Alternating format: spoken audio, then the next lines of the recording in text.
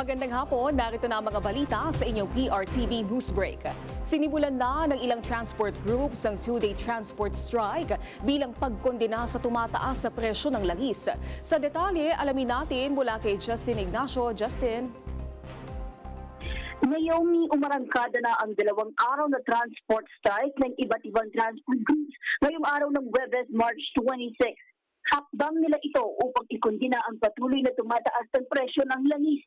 Ang grupong Manibela na pinangungunahan ng kanilang chairman na si Marval Buena, nakakalat ang kanilang mga jeepney drivers at operator sa iba't ibang lugar, kaya sa Quezon City, sa Pilcoa, Manila, Pasig, Pasay at iba pa. Gayon din ang grupong Biston na pinangungunahan naman ni Camo di Floranda.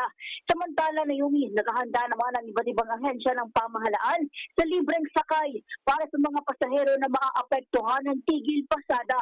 Kabilang dito ang mga bus ng Office of the President, Department of Transportation, Department of Energy, Philippine Coast Guard at Philippine National Police mula alas 7 ng umaga hanggang alas 8 ng gabi.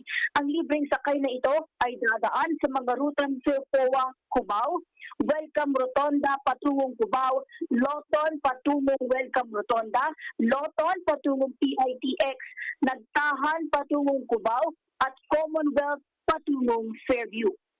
Ako, si Justin Ignacio ng PRTV News, nagsaserbisyo para sa Pilipino. Maraming salamat, Justin Ignacio.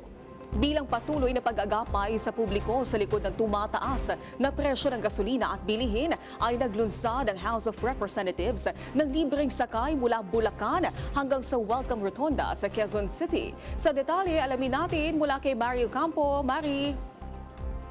Naomi, nilunsad nga ng Kamara ang biyaheng damayan libreng sakay mula sa Kongreso para magbigay ng agarang ginhawa sa mga commuter na apektado ng mataas na pamasahe. Sa ilalim nito, may libreng biyahe mula San Jose del Monte, Bulacan, papuntang Quezon City Rotonda o Welcome Rotonda. At tuloy nga yan hanggang sa isang mall sa Fairview. Meron ding balikang ruta sa hapon. Pinangunahan ito ni Speaker Bogie D at House Majority Leader Sandro Marcos bilang bahagi ng pansamantalang tulong habang tumataas nga ang presyo ng langis dahil sa tensyon sa Middle East. 4 na bus ng Kamara ang ibibiyahe tuwing Lunes, Huwebes at Biyernes simula ngayong March 26 sa oras ng rush hour, alas 5:30 hanggang alas 8 ng umaga at alas 4 hanggang alas 7 ng gabi.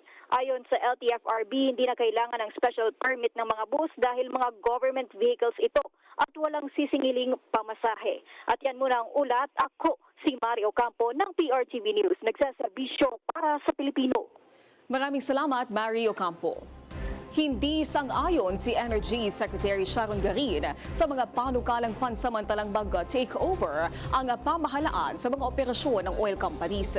Aminado si Garin na walang kapasidad ang DOE na pamunuan ng mahigit 14,000 na oil at gas stations sa bansa. Naniniwala si Garin na kung babaguhin ang sistema at mamamahala ang pamahalaan ay baka makasama pa ito sa mga Pilipino. Aniya hindi ganoon ka-efficient ang manggagawa ng DOE at baka magsara pa ang ibang istasyon ng gas. Kaya't aniya ay dapat ipaubaya na sa mga tamang business owners ang pamamalakad dito.